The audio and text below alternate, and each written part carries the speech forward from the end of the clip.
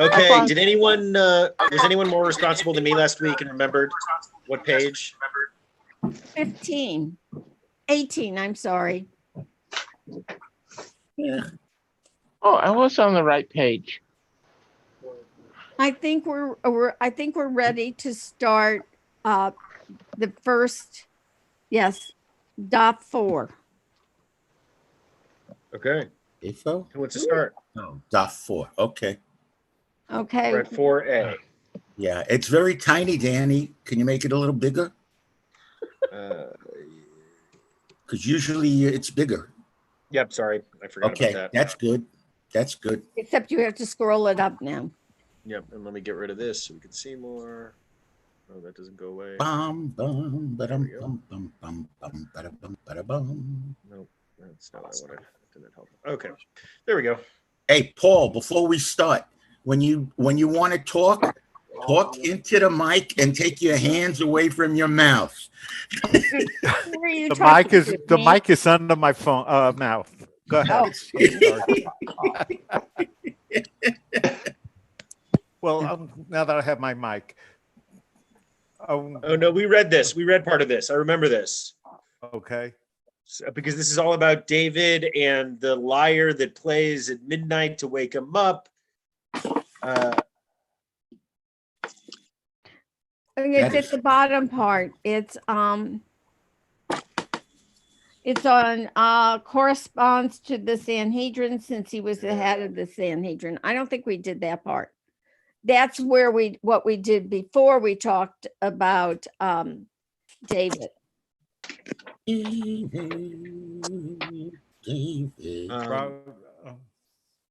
I don't know. I'll go along with wherever you want to start. Yeah, I think we did that. I think we're right here. The Gemara further explores, I think. Okay, let's start there. The Gemara further explores King David's character. It is said, a prayer of David, keep my soul, for I am pious. Levi and Rabbi Yitzhak debated the meaning of this verse and how David's piety is manifest in the fact that he went beyond his fundamental obligations. Okay, we just got to hold on to the historical revisionism happening here too. A pious King David, right? You want to say a Clinton-esque King David? Yeah, I mean, right? Like, read the David and Bathsheba story a little bit. Yeah, the Clinton-esque King David. That's exactly right. Yeah. Right. Okay, let's keep going. Okay. One said, David's declaration of piety referred to his awakening during the night to pray. And so David, before the Holy One, blessed be he, master of the universe, am I not pious? Of all of the kings of the east and the west sleep until the 3rd hour of the day. But although I am a king like them, at midnight I rise to give thanks. Okay. That's what David was doing up in the middle of the night. Okay. I think David is up in the middle of the night. That isn't what he was really doing, but it sounds good. It does. Danny, So I that always might take thought over. he used to pray out of guilt. That's what I always thought. Yeah, exactly. Yeah. Exactly. He knows exactly what he did, so he prays out of guilt. When Jake and I were up late at night, in high school, Bobby, it was definitely because we were up praying. So, yeah. Okay, let's keep going. I know what Jake you're talking about, right? You were planning how to make everyone else's lives miserable. Exactly. But now your Right. cohort in crime, Josh, moved away to Yeah. New Jersey. Yeah. When you and Jake were staying up late, Adina kept you on the wise track, on the clean track. That's true. Okay, let's keep reading. Take over. Yeah. Okay, where are we? And the other sage said, Yep. Yes. David said the following before the Holy One, blessed be he, master of the universe. Am I not pious? We did that. Okay, so that's. Hold on, for a second. Oh, it goes off somewhere else. Yeah. You can see these. You can see the oral nature of some of these traditions, right? Yeah. Where each of the stories start the same way, and then we've got these different customs that follow. For all of the keep going, kings Bobby. of the East and the West in groups befitting their honored status. But I sit as a judge who issues rulings for the people. Women come to me with questions of ritual impurity, and my hands become soiled with their blood as I labor to determine whether or not it is blood of impurity. And she has menstruating woman status and with a fetus that miscarried at a stage of development before it was clear whether or not it was considered a birth, and with placenta, which women sometimes discharge unrelated to the birth of a child. With regard to blood and with regard to miscarriage and placenta. Well, hold on. I think we need to applaud Bobby's reading of that. I feel like we just need With to. a straight face, I applaud you. I did not hear one groan. Danny, take it. Explain. I mean, this is like. What's going on I know here? you're reading without thinking. That's how I read out loud. Wait, what's going on here? Someone want to try to? Well, I think this is an oral tradition that was orally transmitted before it was written down. I'm thinking someone just got confused. I mean, this is Okay. What are they talking about here? What is the actual? What's happening? Let's try to explain. Well, they're talking about the whole process of birth and miscarriage and menstruation, and it's like all wrapped together in a long, I think, ungrammatical sentence. I thought what they were showing was how David was such a noble, such a pious, such a godly king compared to everybody else around him. He's the shining example to the world of what a king should be like. Okay. But why do they then talk about all these other things? But I wonder actually if it's really David at all, that he's just, it strikes me that he's used here as a kind of example or symbol, something for people who sit in these beit dins, these rabbis, where they have to make practical decisions about these halachic matters, how to comport themselves. And here's the example. King David, and it's sort of fictional. It's an imaginary King David. Very good, Renee. That's great. Nice, Renee. But I also I have a different opinion on it. Okay. I think he's trying to now make how it's different and your voice is loud. Amazing, Paul. I'm sorry. I'm relaxed. But I do think he's trying to cover up and saying, this is the reason they're impure women. And he's not doing anything with the pure women, and so it's okay for me to do whatever he wants to these women. Let's bring in some other voices. Any other voices that haven't commented? I think. Go ahead, Sarah. Oh, okay. I think it's interesting. I really like what Renee had to say about the elevating the mundane, right? Because clearly a menstruating woman is going to be kind of low on the standard of really exciting halachic rulings. But at the same time, it's really important. Someone has to do it. But it's also kind of evokes Bathsheba to me, because what was it that Bathsheba was doing when she was bathing on the rooftop? She was supposedly, formally, she was, having her mikvah after her period, right? Like, Interesting. I see like a shadow of that in there, and it's like, interesting, guys. Can't get away from it. Also, this isn't the kind of thing that most rabbis or kings like to deal with. It was very nitty gritty and extremely important in the lives of everyday people. So I want to go back to what Renee said for a moment. Yeah. Who in a day-to-day basis, including today, does deal with this? Does anyone know? Well, that's a question for the Orthodox world. So that's the answer. Orthodox rabbis. Yeah. Right. I don't know if has anyone seen Unorthodox? Yeah. Yes. No. So first of all, I think we're going to do a very cool program about Unorthodox. We have a good friend who's a scholar. She writes her PhD about ultra-Orthodox feminism, Israeli basically. TV show? What'd you say? The Israeli TV show? It's not Israeli, but it's on Netflix. Yeah. It's wonderful. Oh my But God. there's a scene in there where exactly this. They give the woman right before her marriage these like cloths, and women are supposed to, in this world check, they literally sort of wipe themselves with this and show it to the rabbi to get permission to go back to any sort of physical intimacy with their husband. And we mean physical, right? Like physical intimacy is a euphemism, but if you don't know this world, I also mean it really non-euphemistically, like holding hands, hugging, sleeping in literally the same bed, those sorts of intimacies. So all sorts of layers of certainly difficulty and misogyny here. But the other thing that Renee really honed in on that I don't want to let go of is that this is an image where they are imagining King David as a rabbi. And what does it mean that David was so holy? It's that he did the work of a rabbi.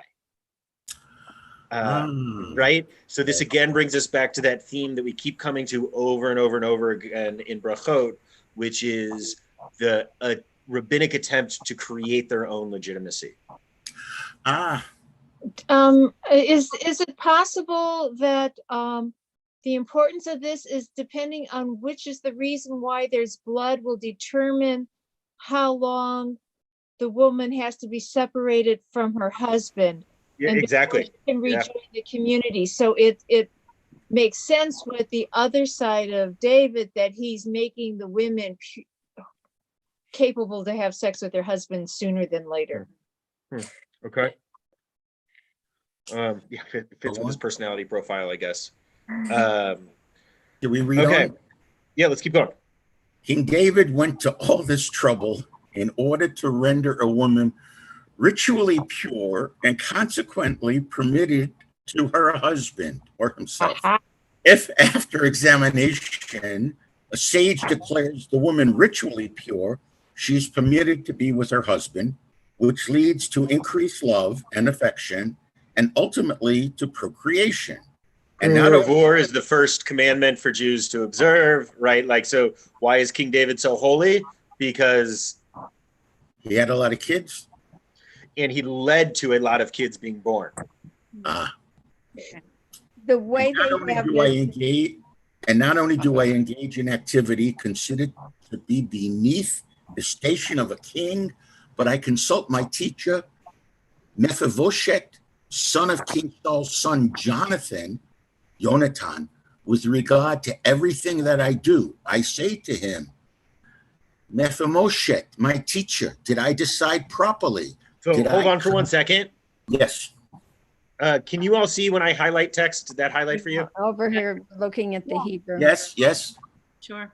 Mephibosheth, Rabbi. It doesn't say teacher, it says rabbi. My rabbi. Oh, rabbi. My rabbi. My rabbi. Right, which brings this whole point home even more. How come they didn't translate? How come they didn't say rabbi instead of well, I guess they consider it That's what they mean. Yeah. Yeah.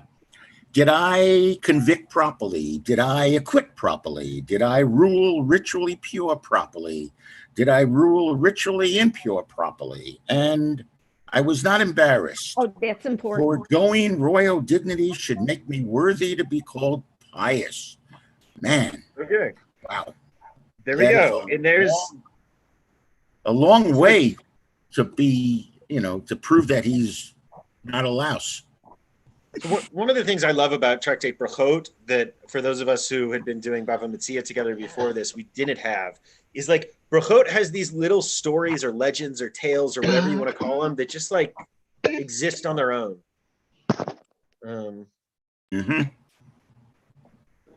Okay. Any last comments? I feel like we dug into this pretty well, but we want to keep going. Well, is the teacher who's named, is it because he's named, was he an important person? I don't know that name. If someone wants to Google. And not only that, but it sounds Egyptian. Because he's mentioned again when we start reading again. He's mentioned it first again and again and again. Yeah, he's mentioned a number of times. Yeah. I wonder if Go on, Toby. No, go ahead, Sarah. I wonder if it's a version of oh gosh, I'm not going to pronounce his name correctly because it's been a day and a half and I don't have my Tanaka anywhere near me. But it's the son of Jonathan who's crippled, and it has the same Shet ending at the end. It's like Mephibosheth. Anyways, he thinks David's gonna kill him, and David's like, "No, I'm not gonna kill you." Sets him up in a place of honor and sort of, smooths things over from a political standpoint. Oh, I remember that. Huh. Yeah. Okay, let's keep going. If someone finds it Googling, jump in though. But you know what? I just did. Okay, what'd you find, Paul? Okay, the Hebrew name is Louder, please. Meaning from the mouth of shame, or from the mouth of good bash two, or Maribel. It makes sense what Sarah just said. Yeah. Yeah. He was the son of Jonathan, and grandson of King Saul, and father of Micah or Micah. Okay, let's keep going. Someone want to read? Rav Yehoshua, son of Rav Idi, said, "What verse alludes to this? And I speak your testimonials before kings, and I will not be ashamed," which is from Psalms.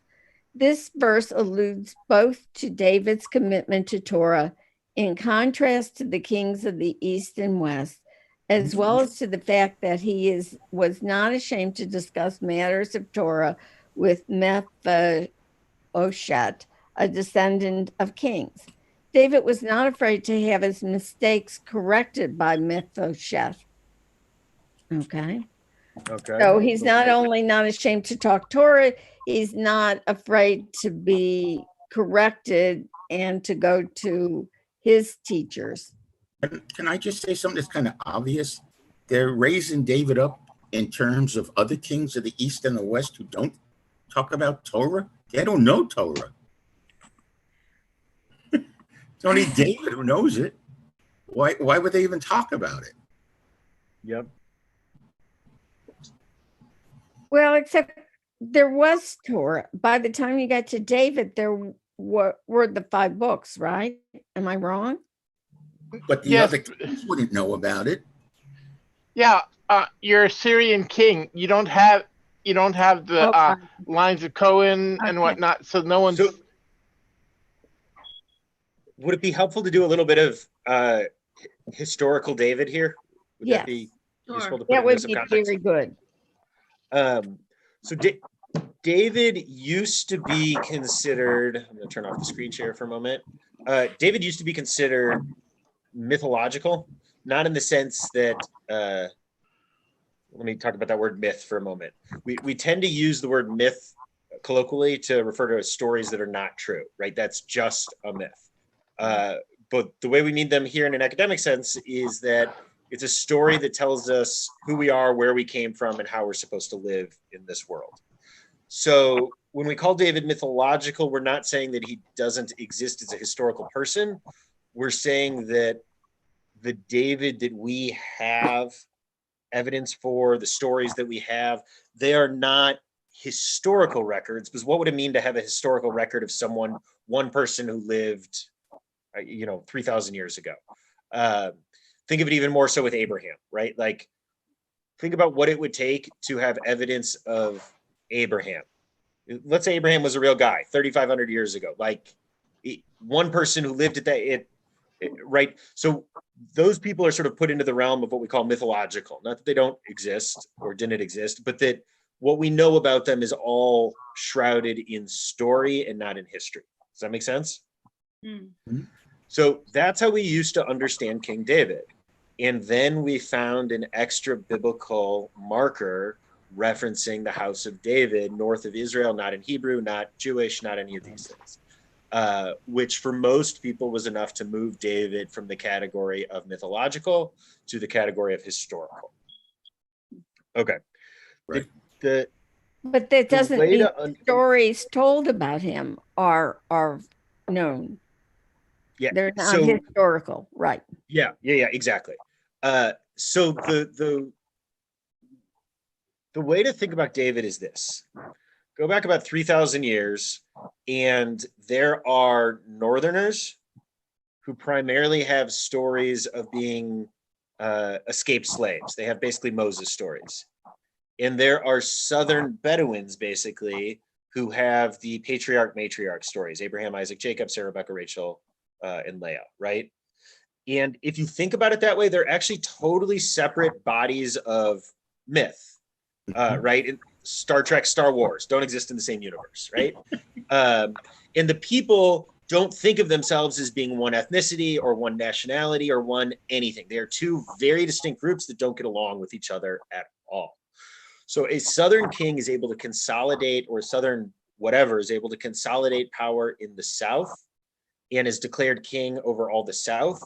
And then he leads a war of occupation until he's able to destroy the city that protects the North from the South, Salem, what we now call Jerusalem.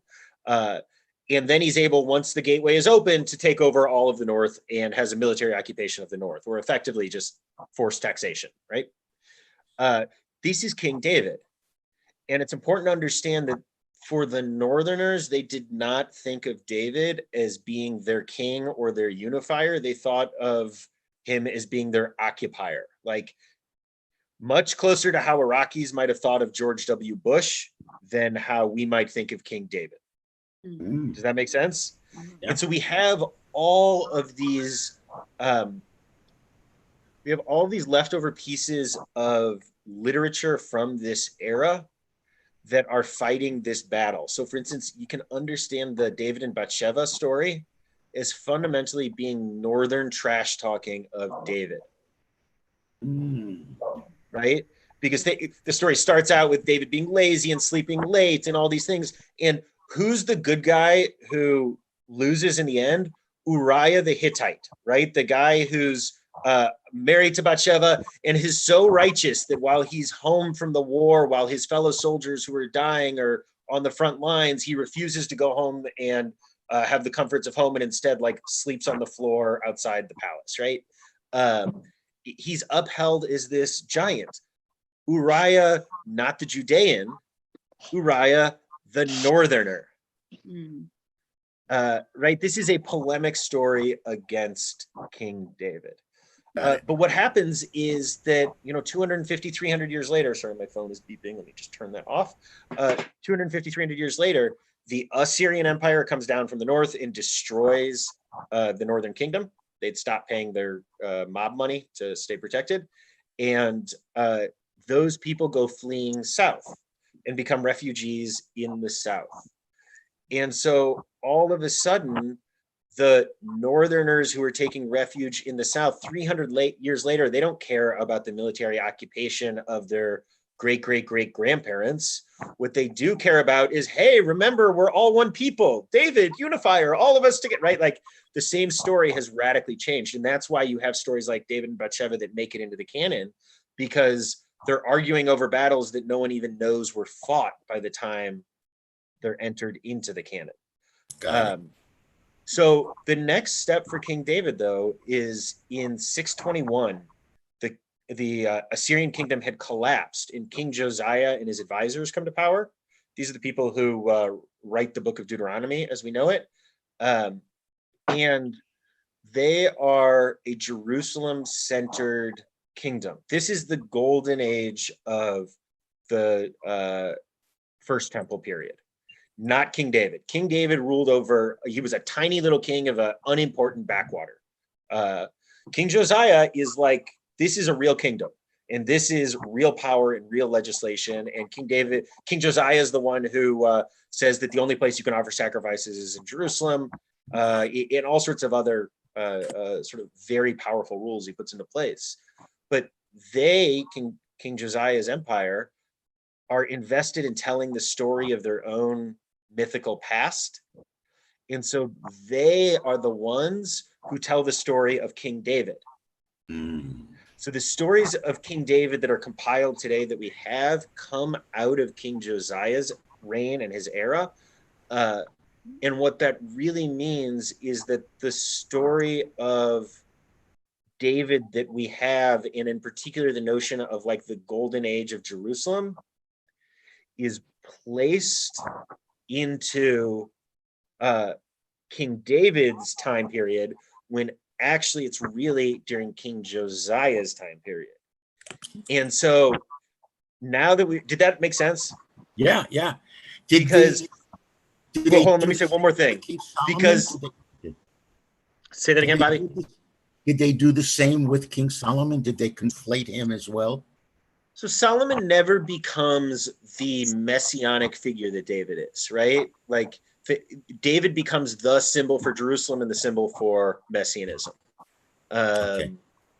So I want to hold on to all those layers of the retelling of David myth, and the way that the retelling is always telling in your own image when you tell your past, because that's exactly what we're having happen right here in this story again, where they're turning King David, they're rewriting the Josianic golden age version of King David into a rabbi. Got it. Okay, that was like a lot, but hopefully that was helpful. Thoughts, comments? Sure. Very Very helpful. Thank you. Would the description of what he was judging, would that lower his status or would it raise it? Well, they're making the argument here that it raises it, right? That that being in the muck and in the day-to-day and not avoiding the messiness is what made King David great. And to be fair, I think we can all agree King David did not avoid the messiness. No, he did not. Also, at the same time, they're using this in reverse. They're using this to justify. They're giving themselves a lineage, almost going back to King David, and claiming authority by the fact that David did this. David was our great King Arthur, and so, but we're just carrying forward the traditions and the way of life that should be followed, because of that's what David said we should be doing. Totally. Yes, great point. And in that sense, like we do the same thing. Think about Thomas Jefferson, right? The way that you tell the Thomas Jefferson story is really not about Thomas Jefferson. It's about how you understand America. Do you tell the story of Thomas Jefferson, the person who upheld slavery? Do you tell the story of Thomas Jefferson, the person who cut out the parts of the Bible he didn't want? Or do you tell the story of Thomas Jefferson who wanted this to be a Christian country? Like, again, none of those are about Thomas Jefferson. They're about us. And the same thing's happening here. Yeah, Renee. So when you were doing that really very illuminating explanation of how the histories were, interwoven and what was they were up to politically and socially, I noticed that even though I understand that most of what we're reading is mythological truth, and that the whole construct of Judaism is this, slowly evolving, constantly accruing, altering a body of perceptions and attitudes, I noticed that I was still annoyed that, that it's like, wait a minute, this is trifling with my already in place sense of the history of things. Totally. And then, of course, I knew what. So I think what the rabbis are also up to here in portraying David as a rabbi is, this is oil on troubled waters. Let's say that learning new things about David or hearing these slightly discordant things, not slightly, but majorly discordant things about David's behavior upsets people, or about his own, even his importance. This is a way of just like, sort of laying another smooth layer on top, like a fresh coat of paint. Totally. A sort of rehabilitation in the interest of assuaging people's confusion and fears. Yeah. Great. Okay, let's keep going. Sarah, read. I want to hear you. It was taught in a Tosefta from the Tanakh. Is that right? Yeah, so it was taught from a non-canonical story from canonical people. That's what we should take out of this. Okay. It was taught in the Tosefta from the Tanakh tradition. His name was not Mephibosheth, but rather Ishbosheth. That's who I thought he was. Why Ishbosheth referred to as Mephibosheth? Because he would embarrass David in matters of halakha. According to this approach, Mephibosheth is an abbreviation of Boshit Panim, embarrassment. Because David was not embarrassed to admit his errors, he merited that Kilav, who according to tradition was exceedingly wise, would descend from him. Cool.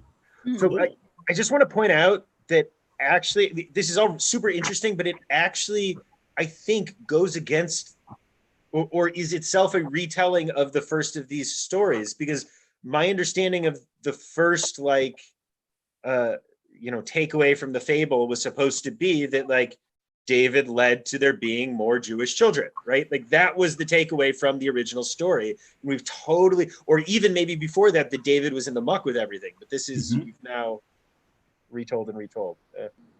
But this brings it back to the study of Torah and the fact that he was not embarrassed to be corrected if his ruling was not corrected. And, whoever this guy is would try to, was he trying to embarrass him, or was it that a normal everyday person would be embarrassed by these things? I think it's that second one, Toby. Yeah. Okay. I think it puts, it's trying to normalize the culture of the rabbis that we see here in Talmud, where they're constantly debating with each other and having these really difficult conversations, but they keep coming back to the yeshiva. And here's David being held up as an example of that. Here's how you can do it. Great insight. Great insight. And also, he's not afraid to be embarrassed, and he's not afraid to be corrected. Yeah. So, which is a kind of David thing, right? Remember that there's that famous story. What's the name of the prophet who gives him that, like, real rebuke? Nathan? Yeah.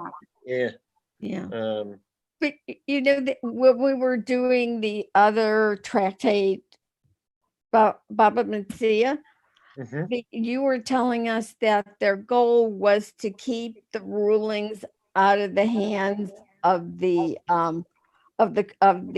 Romans and other people, and it was very legal. This, by contrast, is setting up the legitimacy of their whole teachings, their whole way of doing it. So they're making David part of the tradition, and they're setting up the whole traditional thing, so that when we get to the legal stuff later on, we're not going to question their right to do it, because they are the inheritors of this. Great. Danny, is Baba Ganoush the book after Baba Metzia? Yes, exactly. Is it the second book? Okay, let's keep going. Who wants to read? It's Baba Metzia. I finally got the name out. Go ahead, Sarah.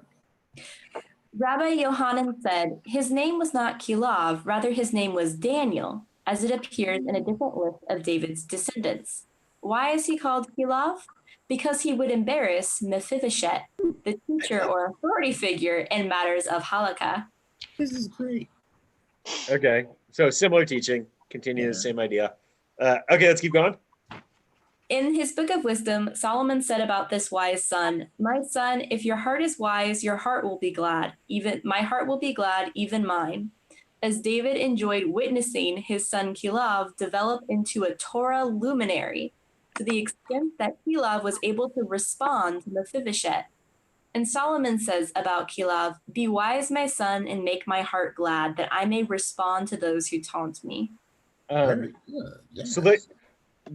I just want to point out here. So remember that the bold is actually in the Gemara, and the not bold comes from the parts that are around the Gemara, meaning layers upon the layer. Mhm. And you can really see here how clearly in the Gemara there is this attempt to turn David into a rabbi. Mhm. And in the commentary on the Gemara, the not bold part, it's already taken for granted that David is a rabbi and invested in making his children part of that tradition. So you can see the layering of it. Yeah. I thought I remembered something in the Talmud that was talking about like the prioritizing of raising up Torah scholars, like, and not raise up children, but raise up Torah scholars, specifically as being like better. Yep. Today it's make your child a doctor or a lawyer. It's not, actually they've moved on for it. Your child should be an inventor and an entrepreneur and run a big company. So even Jews have moved on from that. Well, not the Hasidim. They still believe in raising a Torah scholar. Well, yeah. We have to have all kinds.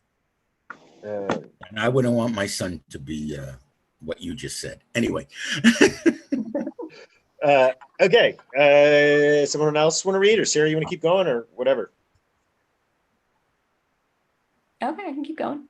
With regard to David's statement, can you scroll down a little bit? I'm sorry, the little custom live streaming thing is blocking my view. Oh, I didn't even realize you see that. Yeah. Oh, you can move that. Got it. Oh, the pictures? That's on yours. Is it? If you want to, on the top. Did that help? You can click it a bit. Yeah, that helps. Click on the little flat blue line. The It's flat okay. line, I and scrolled down. It conflates all the pictures. Okay, cool. So then it won't be in your way. Thank you. I learned that the hard way. With regards to David's statement, "Keep my soul, for I am pious," the Gemara asks, did David call himself pious? Isn't it written, "If I had not believed to look upon the goodness of the Lord in the land of the living"? The dots that appear over the word luleh in the text indicate doubt and uncertainty of his piety and whether he was deserving of a place in the land of the living. In the name of Rabbi Yossi, it was taught in a Tosefta. Why do dots appear over the word luleh, as if there are some reservations? Because David said before the Holy One, "Blessed be he, master of the universe. I have every confidence in you that you grant an excellent reward to the righteous in the world to come." Since God's excellent goodness is manifest in the land of eternal life, but I still harbor uncertainty with regards to myself, and I do not know whether or not I definitely have a portion among them. In any case, apparently David was uncertain whether or not he deserved to receive a portion of God's reward for the righteous. How then could he characterize himself as pious? I just want to point out that like this vision of afterlife, sort of eschatological stuff, would have made no sense to the historical David. This is all like post-destruction of the temple theology that did not exist prior to that. Yeah. I mean, you start getting some of this like Dead Sea Scroll era up at the very earliest then.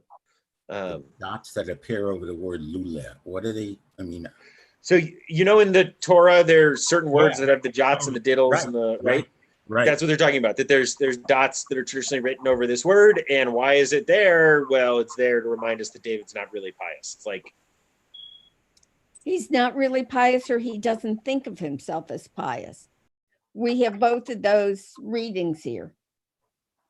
Yeah, nice. Think of it this way: they are saying that the dots on the Torah are sort of the emojis of the ancient document, in the sense that they're like there to explain the sarcasm. Okay, let's keep going. The Gemara responds, his concern does not prove anything, as King David knew that he... Isn't that where we are? You skipped. You skipped. No, this is where we are. Oh, there you are at the top. Okay. The Gemara responds, his concern does not prove anything, as King David knew that he was pious. He was simply concerned lest a transgression that he might commit in the future will cause him to lose his opportunity to look upon the goodness of the Lord in the land of the living. That is real sarcasm. Even I see the sarcasm. I mean, talk about, because we know that he committed a lot of sins, but he according to the stories, he was forgiven because he always admitted that he had blown it. The Gemara cites proof there is room for one to fear lest he commit a transgression in the future, in accordance with the opinion of Rabbi Yaakov Bar Edi, as Rabbi Yaakov Bar Edi raises a contradiction between two verses. It is written that God told Jacob in his vision of the ladder, behold, I am with you, and I guard you wherever you go. Yet when Jacob returned to Canaan and realized that Esau was coming to greet him, it is written, and Jacob became very afraid, and he was pained.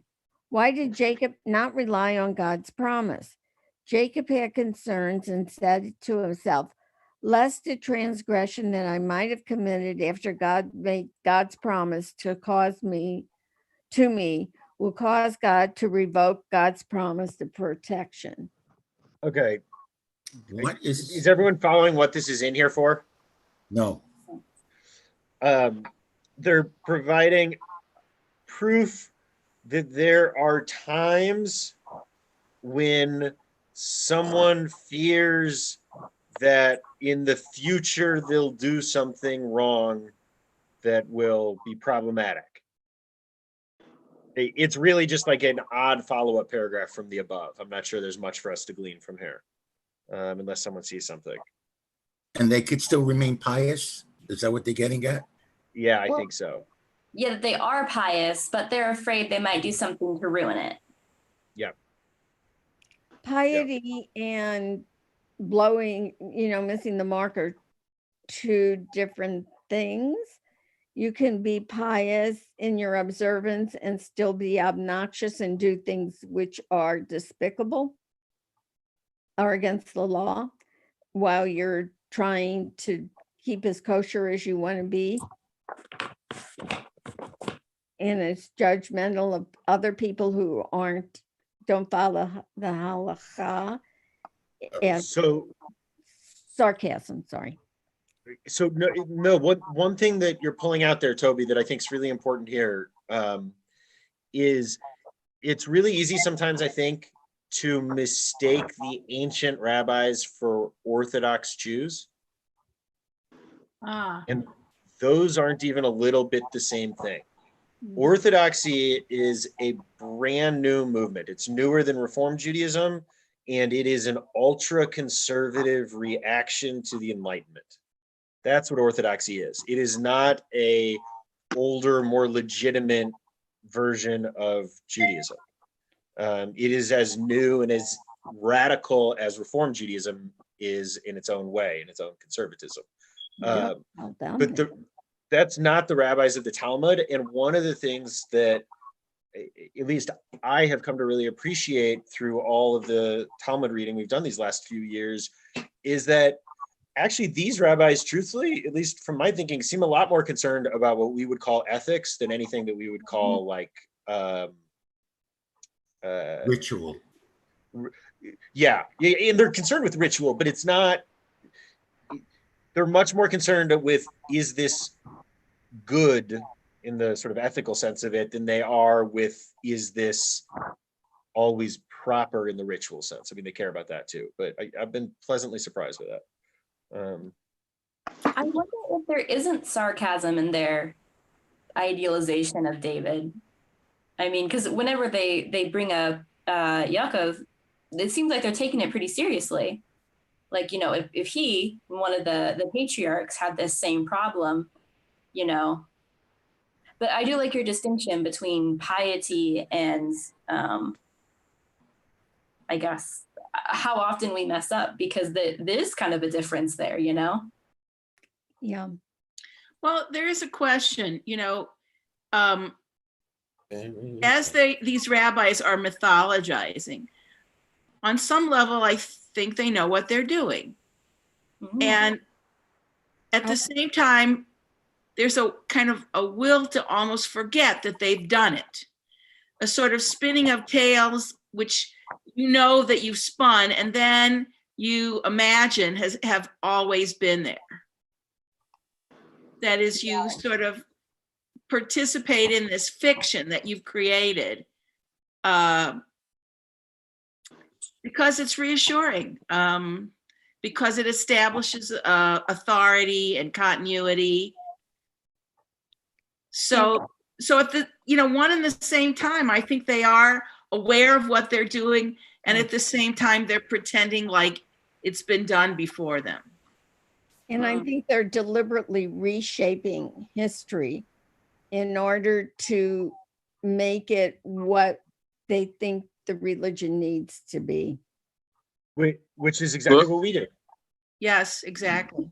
Well, it seems to me that it reminds me of the way Christians validate their approach to Christ by inserting Christ into everything that happens now and that happened before. I don't get the sarcasm. To me, it seems like they are trying to legitimize what they are, their institution, and there's no better person to attempt to do that with than David. Nice.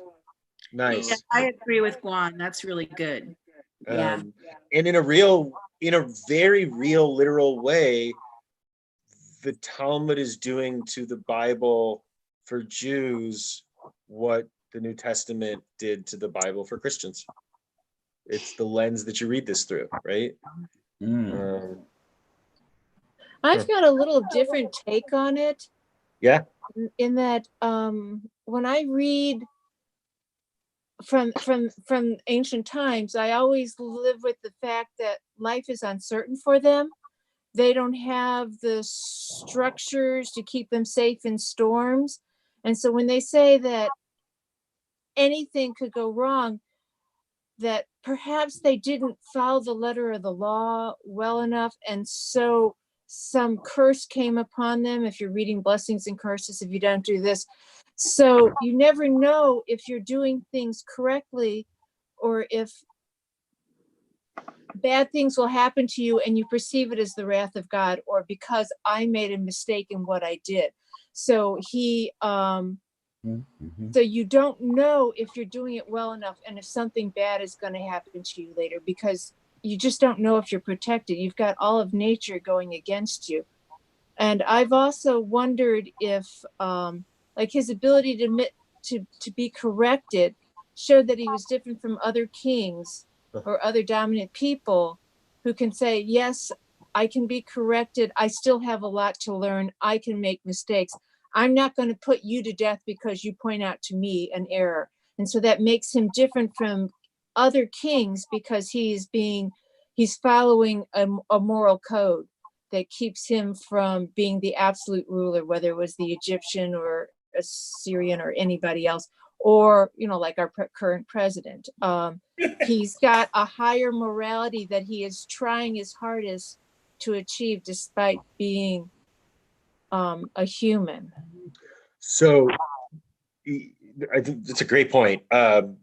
I also want to pull out the very last thing you said, which is, if you're interested in contemporary reads of David, do some Googling around King David, Trump, and white evangelicals, because King David is very, very, very much the model that you find amongst many white evangelical traditions for their sort of theological, I guess I'll just be judgy, excuse for Trump, for explaining how it is that, like, you can have this adulterous, whatever. And so do some Googling around it. There's some really interesting stuff out there. Ooh, that's great. Whew. Okay, let's keep going.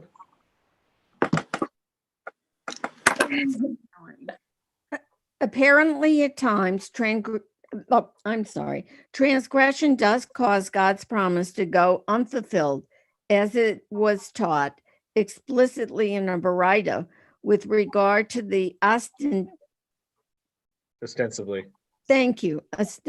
redundant language in a verse in the Song of the Sea. Until your people will cross, Lord, until the people you have acquired will cross. You bring them in and plant them in the mountain of your inheritance, the place, Lord, which you made for your dwelling. Keep going. The Gemara interprets homolactically, boy, am I massacring words today, that until your people will cross refers to the first entry into Eretz Yisrael during the time of Joshua, while until the people you have acquired pass over refers to the second entry following the exile in Babylonia. Based on the juxtaposition of these two entries in this single verse, the sages said Israel was worthy of having a miracle performed on its behalf in the time of Erez the scribe, just as one was performed on their behalf in the time of Joshua ben Nun. However, transgression caused the absence of a miracle. Okay. What do we see in this paragraph? Can we hold for a second while I reread this? Because Yeah, go for it. Right. I just have a technical question. So when they say Joshua ben Nun, is that the same as Ben Nun? Yeah, this is how he's referred to in the Torah. Are they talking about the separation Son the of sea? Nun? The miracle of. Are they talking about the separation of the sea? Crossing over? Yeah, I believe so. We're talking about the crossing over into the land of Israel. Right. And we've got two that are being put next to each other. The And entry. What's the one that didn't happen? The time of So they both happened here. There's the Exodus from Israel.